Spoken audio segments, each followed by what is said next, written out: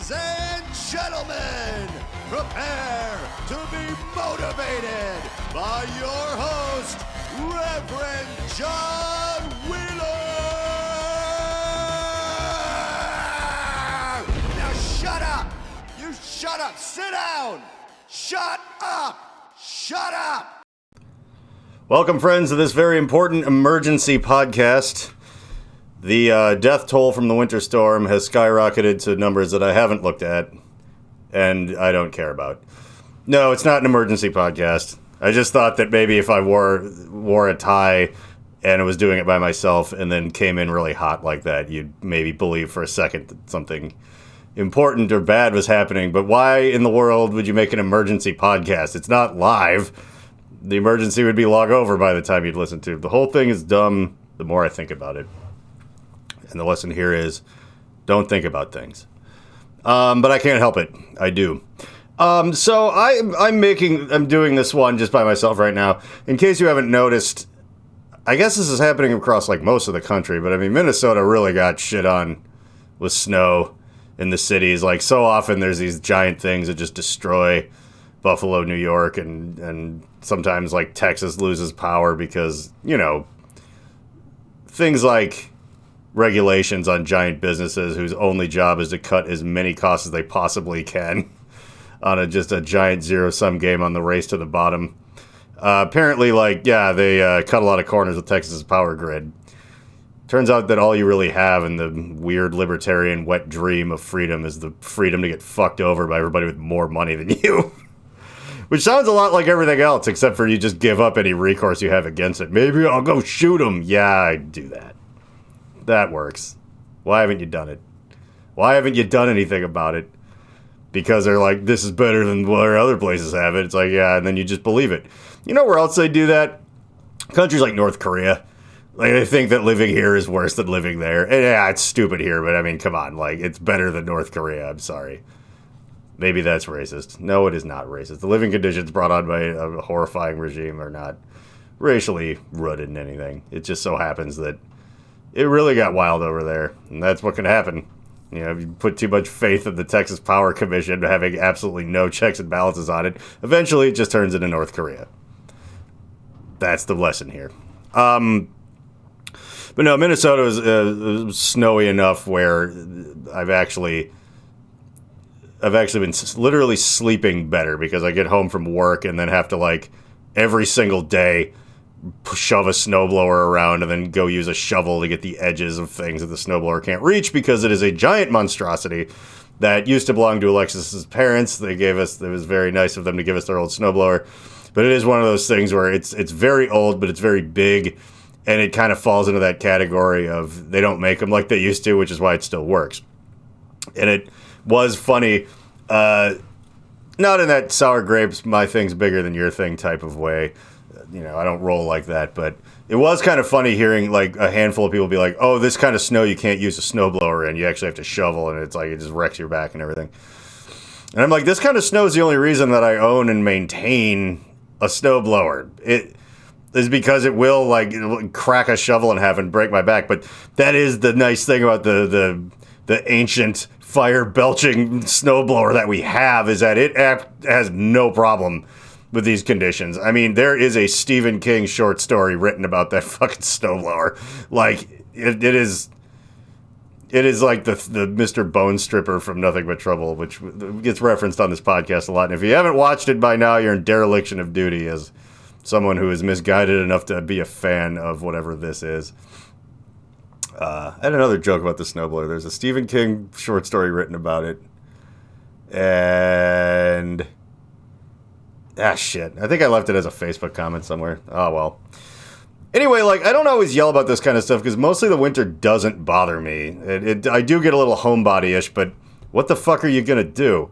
You can't make plans. Like, it's one of the reasons that being in a band kind of, like, it sucked. And it's one of the reasons that I could, take stand-up comedy more seriously, but I don't because I live here. And I'm not moving somewhere for it. I don't care about it that much. I like the people I've met. I do like doing it. And some people will agree that I get a strangely large amount of laughs for someone who basically never even does the same material twice. That's how infrequently I do it. But I'm just I don't know, I'm comfortable up there. But that's not the point. The point isn't that I'm pretty good at it for someone that doesn't do it. The thing is that I just don't do it. And I'm like, I'm going to do this stand-up thing. And it's like, oh, there's 8 feet of snow. It's like, you just can't make plans. Like, they just might get canceled. It was my friend, Rob Kleiner, one of the last times I was out in Los Angeles hanging around with him. And he's he produces music and stuff. I think I've mentioned him before. He's made songs for CeeLo Green and the Twilight soundtrack. And now he's like a mastering engineer guy. He's got all these credits on Grammy-winning songs. Like, he's doing great out there. But that's the thing. That wouldn't happen for me if I moved to LA. Like, it didn't happen to him because he moved there. He was doing his thing in Chicago. LA called and he accepted the charges. But one of his big sales points, well, he said 2 funny things. One is that your job in LA is to try to get all your friends to move to LA. And I'm like, why is that, Rob? After we were fairly drunk. And he was like, because LA sucks. I'm like, yeah. So I don't want to move there. Much as I love you.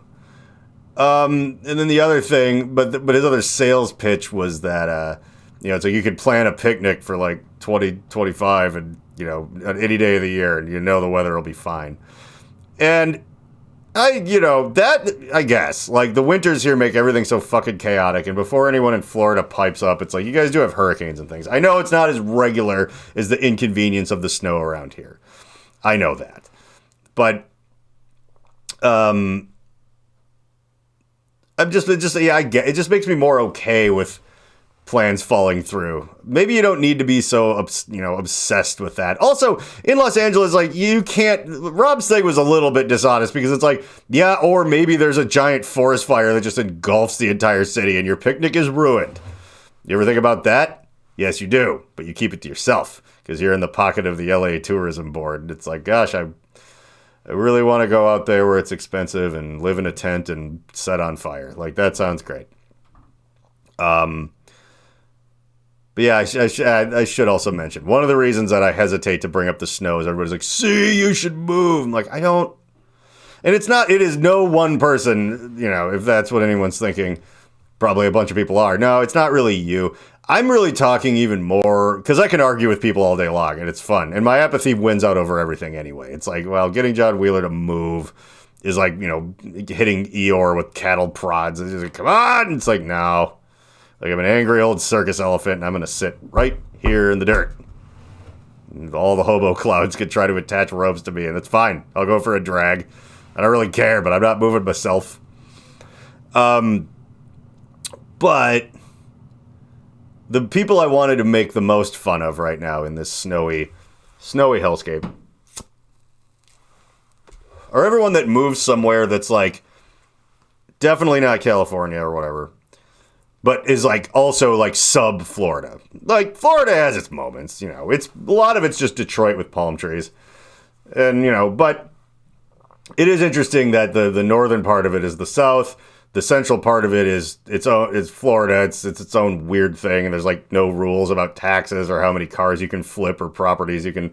The rules that we have here that keep complete scumbags from getting rich as easily. But once you get down to Miami, and my parents are in Miami Beach right now, and my friend Peter, who lives in the other part of Florida, is down in Miami Beach, but I don't think they hung out. But it is a weird coincidence. But Miami Beach is like, now you're in another planet. Like, that's not the South, and that's not even the rest of Florida. It is one of the only places on Earth that was gentrified by crime. That's impressive. Crime usually makes places worse. I think Vegas was kind of like that, too. And I think Vegas is going through a thing where it's a little bit nicer again.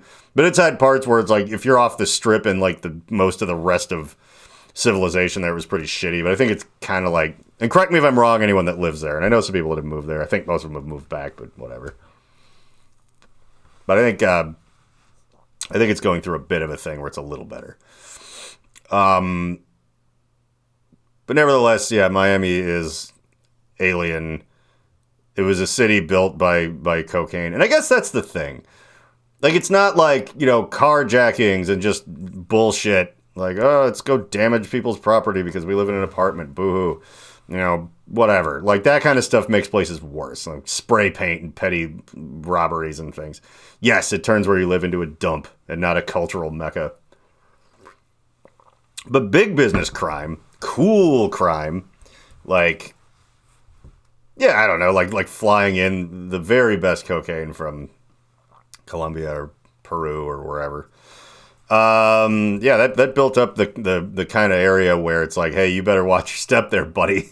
It's like the cops might look the other way because they're all on coke, but if you spray paint this building that this guy that brings most of it here in, like, you're not gonna get a slap on the wrist, or you're not gonna get arrested and be like, well, we gotta let you go because of COVID. It's like, you're just gonna get poured into the concrete of somewhere. Just old school New York mob stuff, but on the real city that never sleeps, Miami. So anyway, my 60-something-year-old parents are doing lots of cocaine. I don't think they are, and I don't think they should. But, unfortunately, most people probably shouldn't, because fucking fentanyl is just in everything. That's why they really need to legalize cocaine. Like, honestly. I mean, they could start medically, and I think there was already a South Park about this. And it was a Christmas episode, which, if I recall, was pretty funny. They just let people do whatever they want. Oh, yeah, what do I keep stalling? Right. So people that move, they do something like move to, like, South Carolina or fucking maybe Texas, whatever, like maybe Austin or just maybe somewhere randomly. And they just post pictures of it being, like, nice out in the shitty dump that they live in. Whenever people here talking about snow and stuff, they're like, wow, it must be pretty terrible. It's like, look at this picture of this palm tree. And it's like, yeah, but I know what that picture smells like, okay? It's humid, it's gross. It's just full of so much trashy, awful, rotten, sad, behind the times culture, and touring taught me that. That's why I haven't moved anywhere. I could have a bunch of times, but I've been everywhere, and there's really only a handful of places that I kind of liked, and honestly, none of it's worth uprooting myself from the... I mean, think about it like this. And I know I reference this a lot, but it's a big part of my life now. But, like, the job I work at is, like, just like it's the best situation for me that it could have possibly shaken out, right? And the only reason I have it, other than the fact is that I'm a good fit for what I'm doing there, and I'm at the right point in my life where I'm, like, motivated to do art for a living for a place where I'm like, not all of it's always exciting, but at least I feel like I did something, I made something. If someone throws up, it's not my job to clean it. It's like not the kind of job, like, I don't talk to the public. Like, I like everyone I'm around, but see, I didn't apply.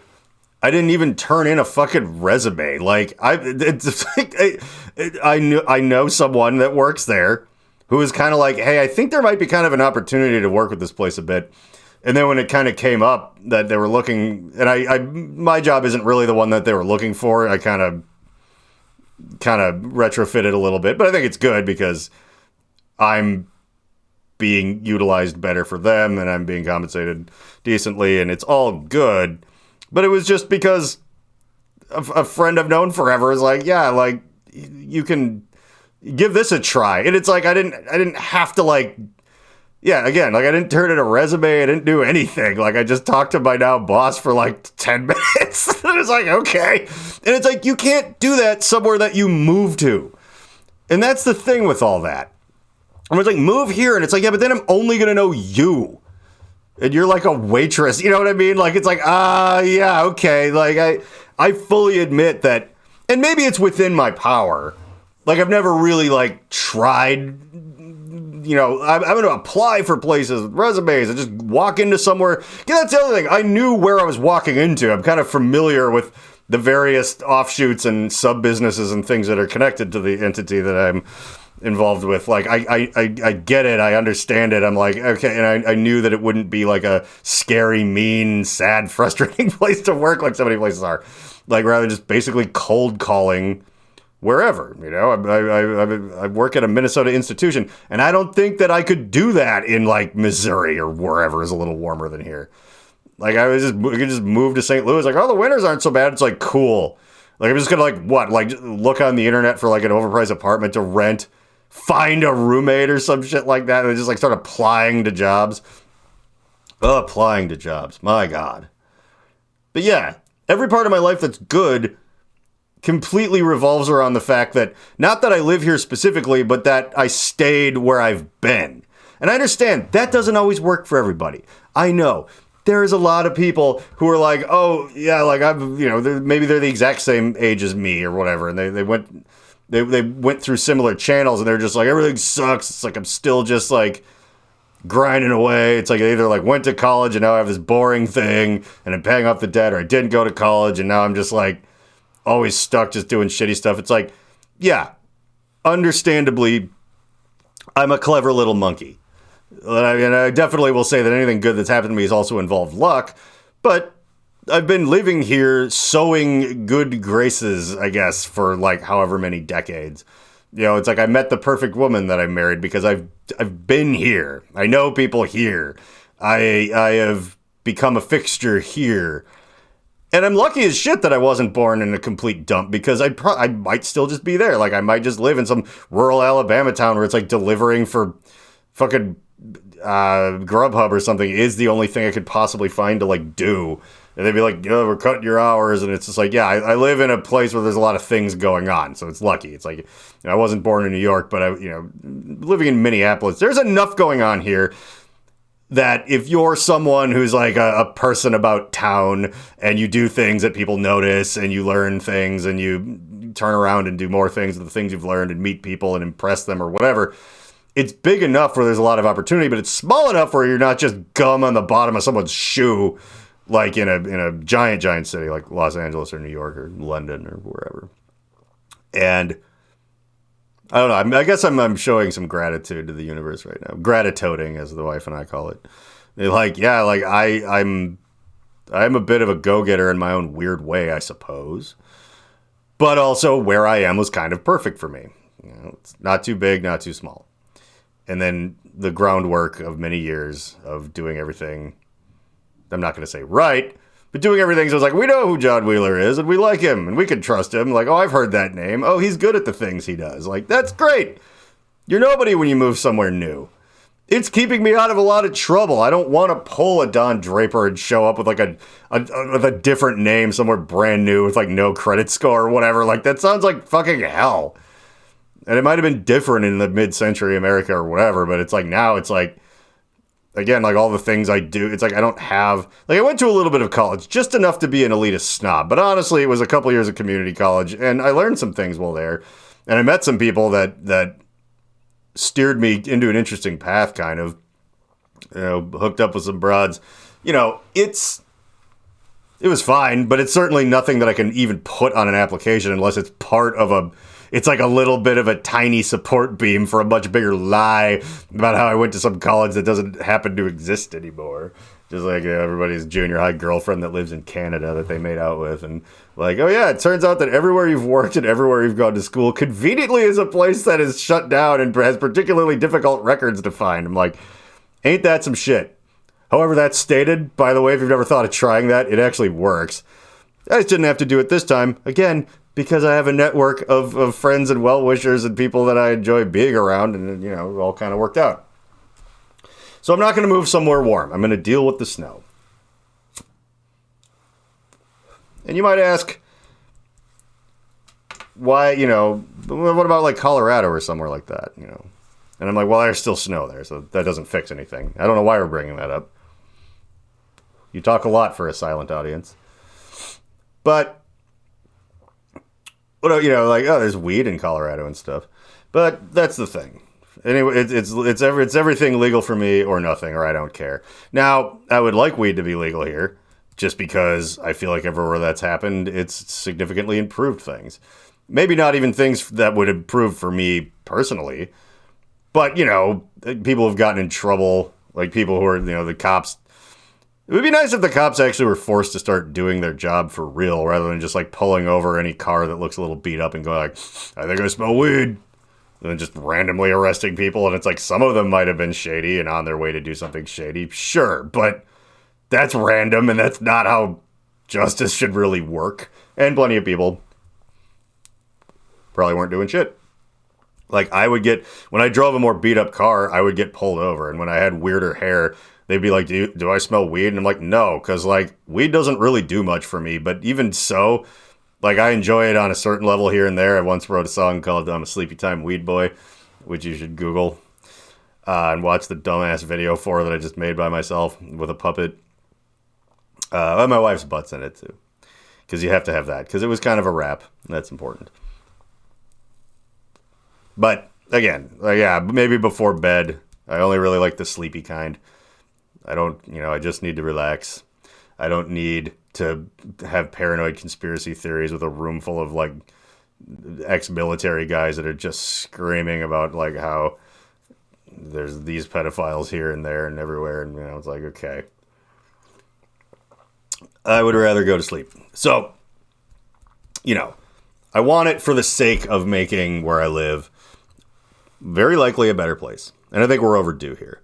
And apparently that is a thing. Like, I think we're about to have actual dispensary legal weed here. It's like on the docket and it looks like it's going to pass.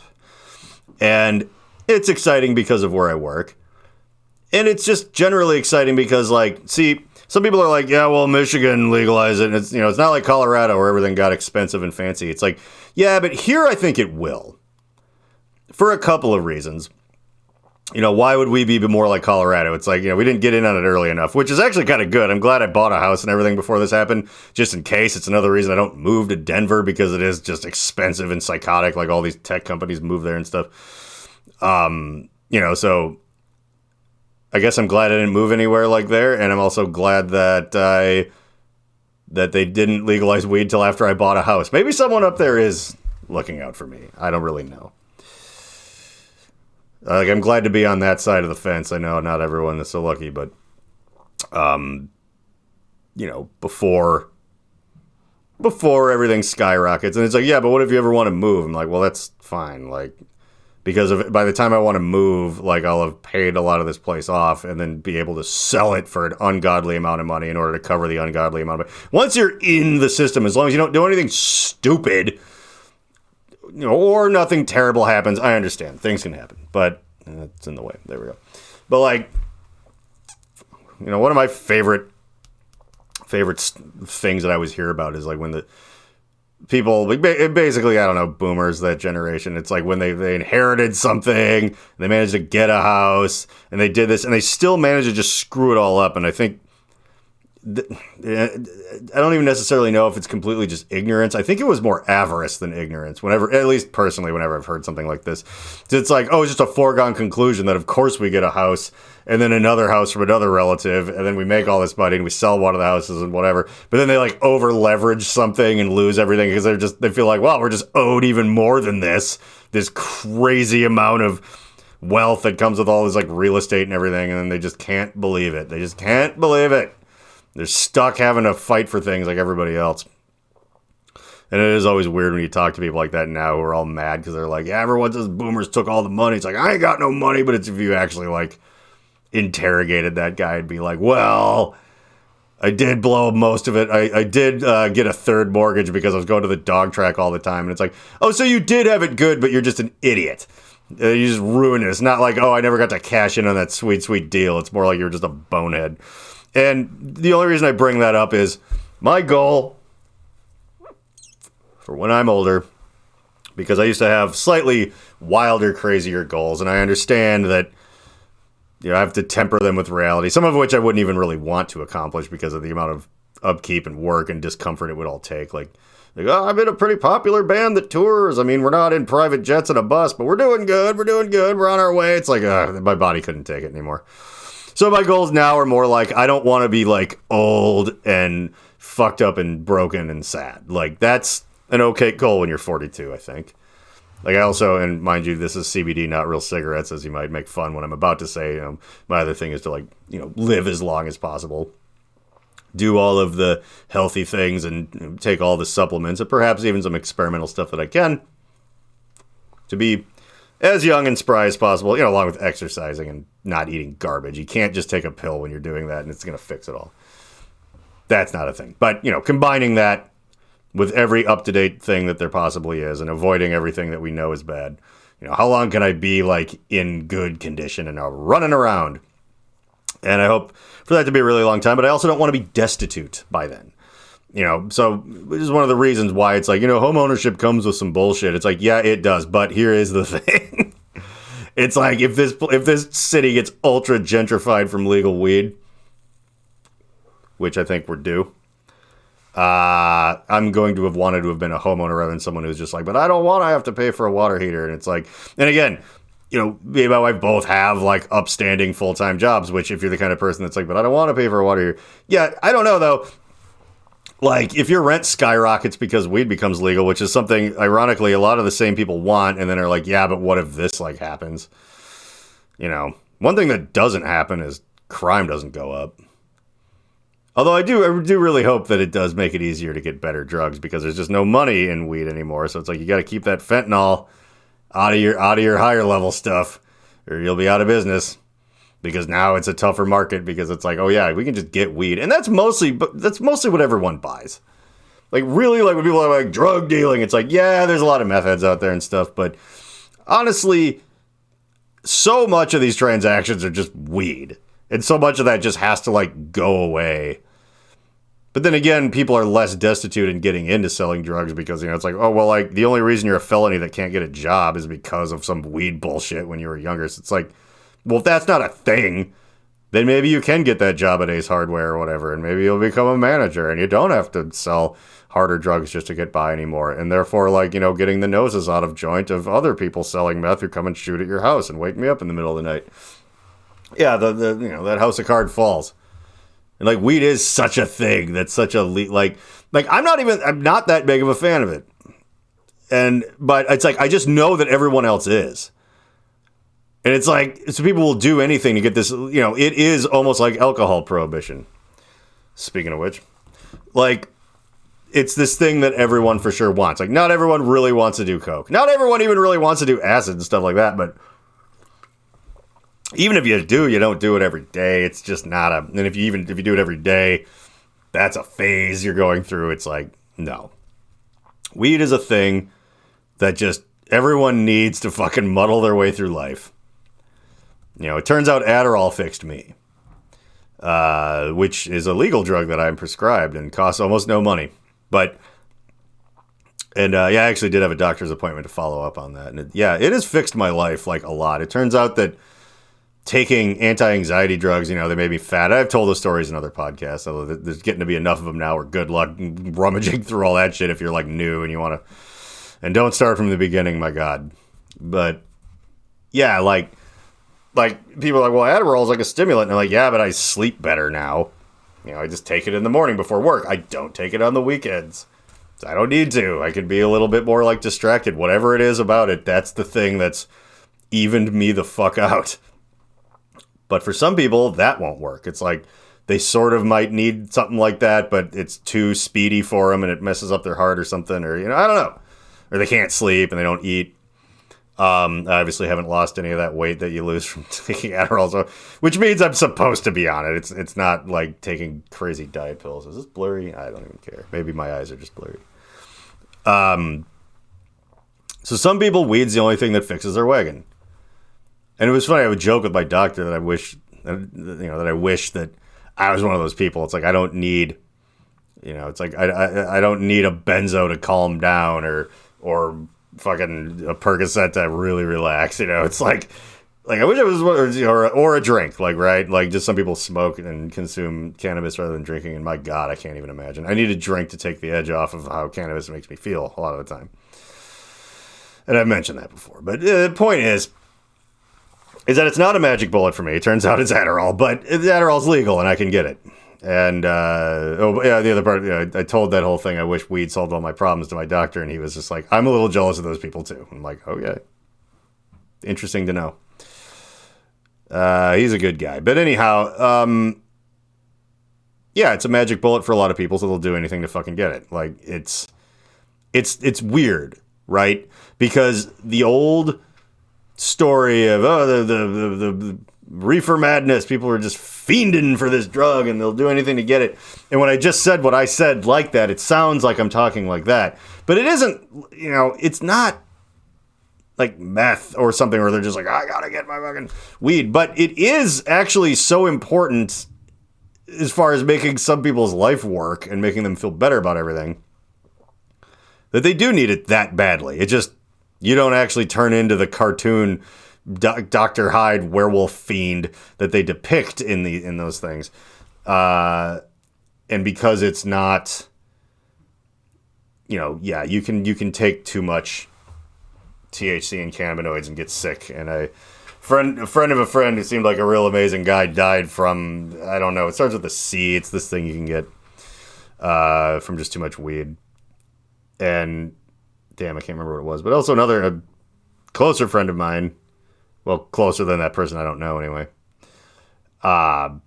He got really sick from it, and if he didn't eventually stop, he would have died too. It would have taken months and months and months. But yeah, that's an outlying thing. Some people's systems, you just get to that point or whatever. But it doesn't do to you what meth does to you, and that's what some people like. It's all the same. Oh, shut up. It's not. You're just somebody. You stand to make money.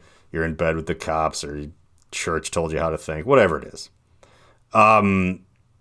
But yeah, people do need weed badly enough where the underground Tommy gun prohibition market is literally that bad. Really, when there's bullshit going on in your city neighborhood or whatever, it's kind of has its roots in marijuana prohibition. It really does, for a lot of reasons. But anyway, I was reading the bill. Well, not the whole thing word for it, because I don't know. Parts of it will get cut, whatever. But reading what the goals of the Minnesota cannabis legalization thing is. And number one, I'm sort of, I don't know if proud's the right word, but I don't know. I feel good about it because we have been doing half measures with that for so long. In this state, it's so weirdly blue and progressive, but maybe there's a lot of old money here. I don't know exactly what it is, but we do things so half-assedly non-progressive. And the weed thing's a big one of those examples. It's just legalize it already. It's you can have Delta-9. The medical's been around forever. It's a fucking joke. Just pull the trigger on it. But this is actually a robust thing where it's oh no, dispensaries, the whole 9 yards. You can own up to 6 personal plants. You can have up to 2 ounces in your car, which is a lot. Since you could just buy it from the store, you're not slinging it, like that. So it's you don't, 2 ounces is plenty. But you can have 5 pounds in your house or something like that. Which and I was talking to a coworker, if you have 6 plants, it yielding 5 pounds is, that makes sense. It's lined up with reality. If you can grow particularly big cannabis plants, yeah. But right, here was the interesting thing, and it was I was reading it to my boss, because it's I've not to brag, but I can get all the things, even the fairly complicated things that need to be done, they're done pretty fast. And hey, I'm an art guy, and I'm used to insane deadlines, being in bands and running all sorts of thankless, terrifying things. So I won't say it's a cakewalk, but it's I can hang.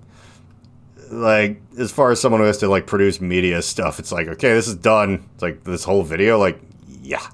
It's the last person would have taken 3 months. Yep, it's done. What do you think? It's great. Ooh, all right. That's nice. But because of that, it was a bit of a sleepy morning, and I was hey, have you read the everything that's going into this? And he was no. And so I'm okay, there's 3 things that will make Minnesota different if all goes through. And but it looks good. It looks like it will. There are 3 things that if Minnesota becomes a legal weed state that will be different from other ones that I think, for better or for worse, are better. Out of the choice of for better or for worse, I think better is what it is. And let's see if I can just remember it without looking at what I wrote down or looking at it on my phone. One of them is that apparently, I don't know that much about it, but it makes sense. Apparently in a lot of other states, counties and local municipalities and such can opt out. They can be we don't want. So yes, the state made it legal, but we don't want this operating in our county or whatever. So you can't grow, you can't have a dispensary, you can't whatever. And you're like, all right. Here, that's not going to be a thing. It's like, yeah, too bad. You don't want it in Coon Rapids, you can kiss my ass. Like, this is going to happen. Now, they'll be beholden to, like, well, you can only be open this late and all the other normal store things. Probably just treated like a liquor store. But that's interesting. It's weird that we're going for something so bold. And I wonder, now that I think about it, if that has anything to do with, like, the fact that they're, like, pretty sure this is going through. And even if people oppose it, there's not enough of them. It's just going to be like, fuck you, it's happening. It's like, well, because you'd think that would be a bill killer a little bit, right? If you know anything about politics, which unfortunately I do. And by the way, in a real way, not in a way where I read about it and be like, both sides are actually... No. Like, I'm involved in city council shit, I actually know about it more than you. I almost guarantee whoever you are, I know more about it than you. Yeah, sorry, but it seems like a real bill killer to be like, oh, and no one gets to say no to this, by the way, in their local area or whatever. And it's like, that seems to suggest that they're like, yeah, well, we don't care what you think. This is just happening now. So that's interesting. I like that. That part actually gives me an extreme amount of confidence that at least this will go through in one form or another. The other thing is that apparently, this is actually pretty interesting. There will be 2 grades of licenses to deal in marijuana. Like, you can get like a lower class, not class, but like whatever. You can get a simpler license or something to sell like, 5 milligram gummies or 10 milligram gummies or something like that, or just whatever, or like a drink or something. It's cheaper and easier to get. So apparently what that means is that bars will just be able to sell THC things, like right there. Like the THC drink that my work makes, for example, you could just buy a can of that at wherever, and everywhere is going to do that, and that's something. It's a weird thought, though, at a bar, because it's like it takes so long for edible THC to kick in. But the novelty, at the very least, will drive so much stuff. My plan... I don't even know. Maybe I'll get a license. I've always wanted to... And go ahead and steal this idea if you want, because, I don't know, I'm a pretty savvy guy, and I'm also now connected to people that can help me make this happen. But I would like to make some sort of, like a thing that's not just a THC drink. Like, how many things can you mix together in a thing? You know what I mean? Like, is it actually now legal to make like old Doc Wheeler's, magic cure-all in a can or something? Where it's like, oh yeah, it's got alcohol in it. Not a ton, but a little. It's like a 5% alcohol drink. It also has 5 milligrams of THC in it. It also has ashwagandha and various other like sort of relaxing things just like mixed together, like everything except for kratom, because you don't want to mix that with booze. You really don't. And if you're doing that, you should probably stop. It doesn't mix with gin like a Percocet does. It just doesn't. It's like actually worse for your liver and things to do that, and it'll make you sick to your stomach anyway. But like, can I make something that just has every last bit of legal supplement, including THC and alcohol, in it, and it's just kind of my feel-good elixir, because now the laws are such where it's like, well, yeah, before, you can put THC in things like Delta 9 and whatever, but you can't mix it with alcohol, and you can't do this or that. But now that that's loosened up, I wonder if I maybe can just see what all the limits on are. And I'm a good marketing guy, so yeah. That makes me want to try to do that, actually, that particular little rule. Anyway, the other thing was that they're trying, and I gotta hand it to them for this too, because normally, like, all government and big business is always just in bed, and it's trash, So, the other thing is that there's not a set number of licenses you can get. Not everybody's happy about this. Like any douchebag now can set up shop. But the reason they're doing that is to keep monopolies from happening, and I actually like that. Because it's like, oh, we were only giving out like 3 licenses. So some big corporation that's already in California and Colorado and everywhere can just come in and be like, we own these. I already have a mustache. Why am I doing that? We own these. They start up 3 shell companies in Minnesota that they have their fingers in. And it all goes to some big, huge thing already established out of state or something. And it's just like they buy up all the licenses so no one can compete with them.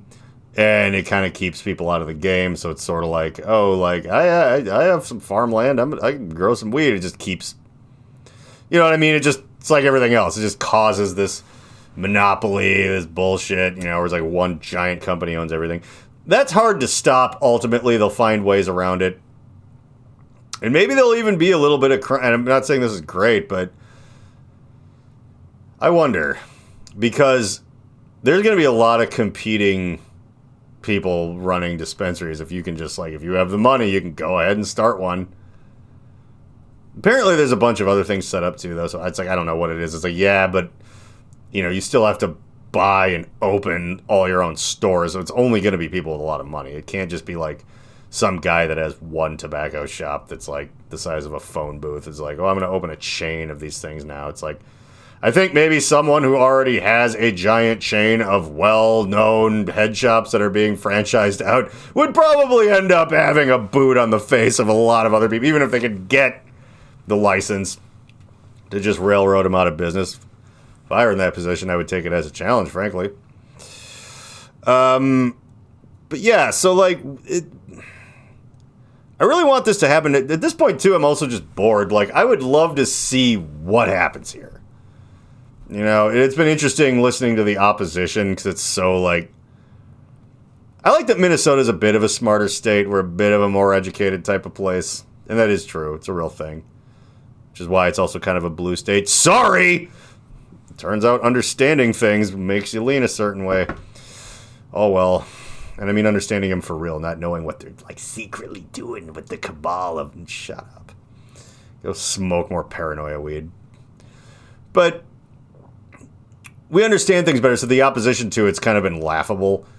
They've been like, well, without more research, we shouldn't rush into this whole thing. Blah, blah, blah. And it's like, we're not rushing into it. We're one of the last real states to actually do this shit that isn't a... it's like a bunch of the states in the South, half of this country is basically just Iran. It's just like, oh yeah, we don't like weed or women voting. I mean, whatever, we didn't say that other part. Yeah, okay, those gross fucked up places are just never going to do this, fine. But we should have done it a while ago. And now we are. And people going oh, we're rushing into it. It's like, the fuck, we need to study it more. Get the hell out of here. It's been legal in Colorado and California for what, more than a decade now? No, more than that. 2006. It was 2006. I remember being in Los Angeles and seeing a dispensary around the corner from where I was staying. That was a long time ago. Maybe I'm wrong. Maybe that was 2012 or something. Either way, though, decade easily. Medical's been here forever. It's legal in all of Canada. It's been a thing since what, or that, at least it was in the public zeitgeist. When did Reefer Madness come out? The 40s or something? Maybe the 50s. We know how this works.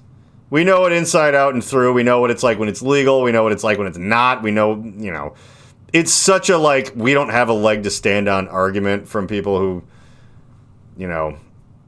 I think are losing their grip, a little bit. It's actually interesting. Millennials aren't getting more conservative as they get older, and people are like, well, I wonder why that is. Well, there's 2 reasons.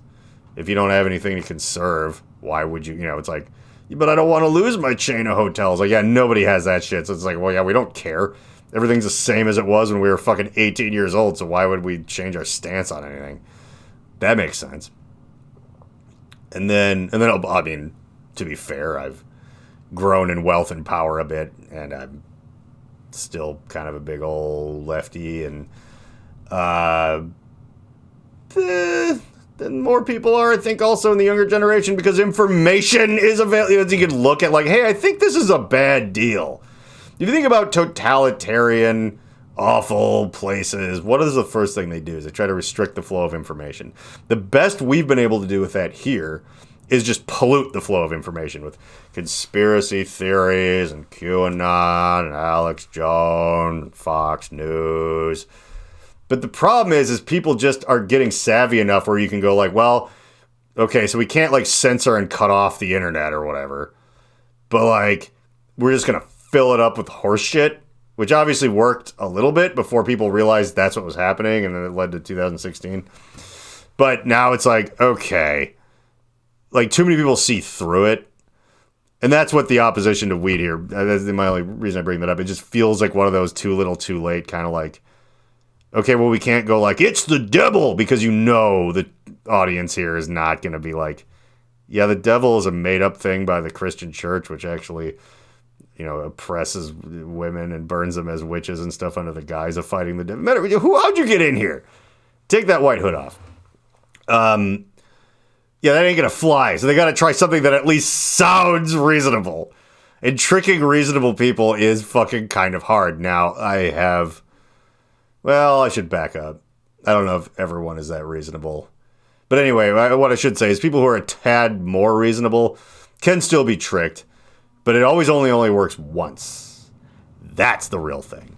You're like, well, oh, this is gonna be like, I won't get super into it, but there's people on my side of the mountain that have gone off the rails a little bit, and it's just kind of like, okay.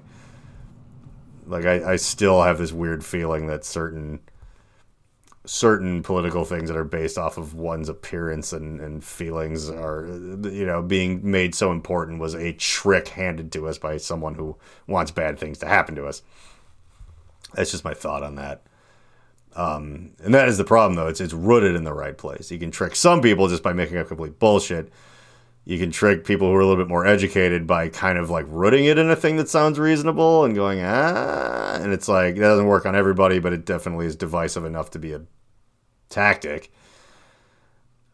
But that stated, it's very funny watching them be like, well, we can't rush into it. We need to do research and science. And like they're using all these buzzwords. You're like, you guys like science and research and thinking about things. And I think they even managed to shoehorn in how it will affect underprivileged and impoverished people. It's like, isn't that right, liberals? You care about the poor, don't you?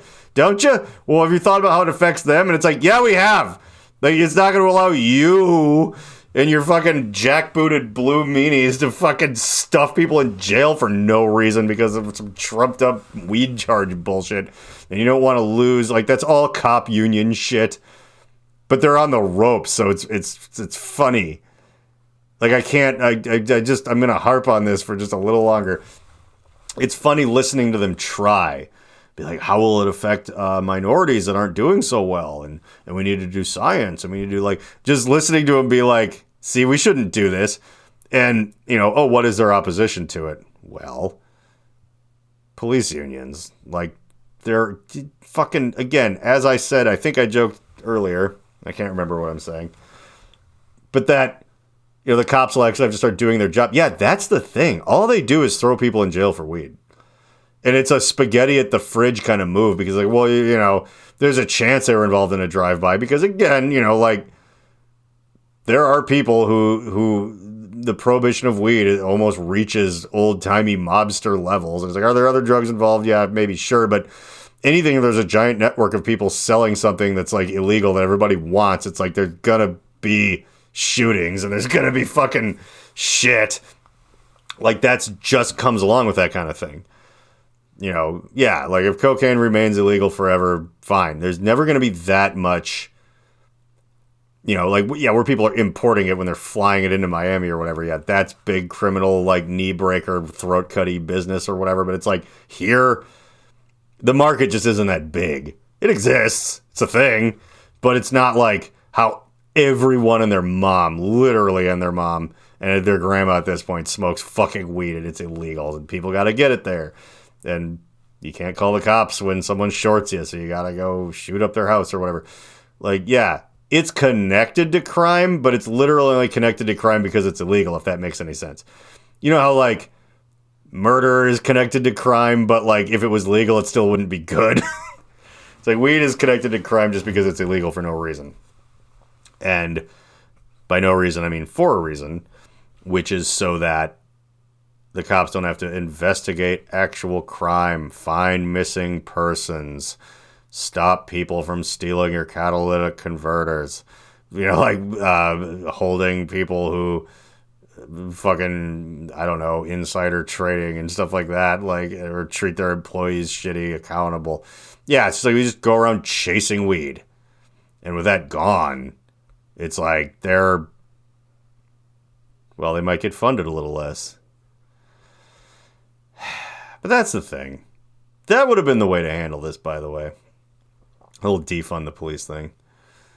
Which, you know, as much as I make fun of the cops, it's like, I'm not one of those idiots, like, we don't need them. Someone who I famously don't like told another friend of mine once, in exasperation, which was funny. He said, like, yeah, we protested to get rid of the cops. Now, like, crime's, like, really bad. It's like, are you surprised? Are you upset? Did you forget that you're an older white person that's just going to get victimized by very young, spry, nihilistic people that just want to get what they want, and you're going to be in the way of that? Fucking idiot. And your solidarity. But yeah, like, I don't think they should have all the crazy overreaching powers, and they shouldn't have tanks, and they shouldn't have bulletproof, you know, like, or they should have bulletproof vests, probably. Probably. This is America. Sorry, that was an overreach. But they shouldn't be, like, basically a small military that's just only there to be like, well, that guy doesn't look like he belongs in this neighborhood. It's like, no, there's real crime. There's real things. And I don't really want to hear otherwise. And this is where, you know, some of my other, like, progressive-y friends get a little weird at me. It's like, they just... I'm like, yeah, they do protect the status quo, but guess what? You're part of that. Very likely you're part of that. Like, I have some friends that might not be, but chances are... You're an older person that went to college and maybe even owns property, and it's like, you're part of the status quo. Like, there are actual real desperate people, and you can, like, put your fist in the air and be like, we're going to protect you, but it's like, no, they will eat your fucking face because everything sucks, and they don't have opportunities, and they don't have money and stuff. Yeah, but that's the thing. You have to fix that part of it, and I know that part of it's hard, maybe impossible. I don't know what you do about fucking wealth inequality and all this shit. There's things, but I don't know what you do about it in this fucking nut house we call a country. So, like, you can't just go, well, those are the real solutions, is to stop it on that end. And it's like, well, we shouldn't have, you know, police running around trying to... It's like, yeah, okay, but I think we might need them for now. However, I think a very good solution to that whole big tornado of cognitive dissonance is making weed legal. Because, again, it's the underpinning of so much other weird stuff that once it's like, oh, yeah, you can just get this and you can get it cheap. Then it's like, well, okay, the cops, yeah, again, they have to do their real job. Other people are like, yeah, no, I was only, like, stealing shit out of people's cars because I owed my, like, dealer money. It's like, oh, I can just go buy, you know, there'll be plenty of places hiring. You want to work at a fucking dispensary? You know, it just... changes things. It changes the dynamic of things. That's such a weird old person thing. Again, it's funny being someone who's excited about this idea. And I'll go buy some weed from the store. And it's like, I also know that people are like, yeah, well, still federally illegal, so you can get drug tested. And I'm like, yeah, not where I work, so who gives a shit? And it's like, also, when it's legal, someone like me can use it a little bit more because I know what the fuck I'm getting. That's such a big thing. Like, just buying... Look, if you're buying weed from a dealer, like, you know, in Minnesota, your best bet is to hope that it's just someone imported it from a legal state. But, you know, people grow it all over the place. And, you know, it might have mold in it, might have lead in it. But the other thing is it, and literally might have lead in it. We went over that before. It leaches things out of the soil. And so, yeah. But... like, I also, the terpenes and the strain and all that, it has, like, a big effect on things. Like, and it's funny when people are like, weed's just weed, man. Like, yeah, but then how come, like, my experiences with it in the past have been so random and spotty? Like, I've literally been like, I think this is going to solve all my problems, and then I just like think about, and then I get a different batch of it or try it somewhere, and it's like I can't handle people looking at me, and I just sit there thinking over and over again about my own death, and then having to make funeral arrangements for my parents, and it's like that's going to happen someday, and it's like, I can deal with that kind of anxiety because I have a lot of like tools in place that I've learned in therapy and other things, but it's like when it's high, I'm like I can't. So it's like, this isn't fun for me. And also, apparently, pure THC pretty much induces paranoia in everybody. It's the other stuff that's involved in it that makes it a thing you can handle. So I like going to like a weed dispensary and being like, okay, but like I need something that hits a little bit more like a Valium or something. And it doesn't need to be that strong. Like, I don't want to sit there just terrified, curled up in a ball. Like, that is not what I'm into, and that is so much more likely what I'm going to get if I just buy it off somebody. It's like, yeah, if you have a trusted person, your odds are better, but then who are they getting it from? They didn't grow it. It's like, I know somebody that kind of does, but that's not, I don't know how big his operation is, and that's not like a viable thing. So though I'm a sleepy time weed boy, will definitely go down to the corner store and buy weed every once in a while. Or more than likely, I'll get, in some roundabout way, a bit of an employee discount. That's going to be my guess. But yeah, I think it's overall a positive thing, and it's been something nice to reflect on while buried under 50 tons of fucking snow. And yet, still not wanting to move to a different state.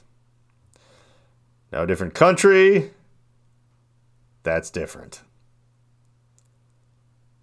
My father-in-law moved here from Portugal, and he's taking a trip back right now to renew his dual citizenship. And apparently, that extends to his family, so his daughter, who I'm married to. So I will actually be able to apply for dual citizenship for both here in Portugal. Now, is that a safe or wise thing to grant someone as shady as I? No. But baby, this is America. And this is Minnesota. And it's also Portugal. And we're all going to be high as fuck. The Reverend John Wheeler podcast takes zero responsibility for the words, actions, or ideas of its host, guests, or listeners. Though the people on the screen may at times be speaking directly to you and may occasionally give you direct calls to action, neither Reverend John nor the Alchemical Cocktail Lounge are under any moral or legal obligation to answer for the potentially disastrous repercussions that may arise if you are stupid enough to actually follow the orders of a raving lunatic. Think for yourself and do whatever you want, because you're on your own. If anyone ever tries to sue this podcast, black SUVs will converge on your location in the darkness of night and you will never be seen again. Remember to like and subscribe.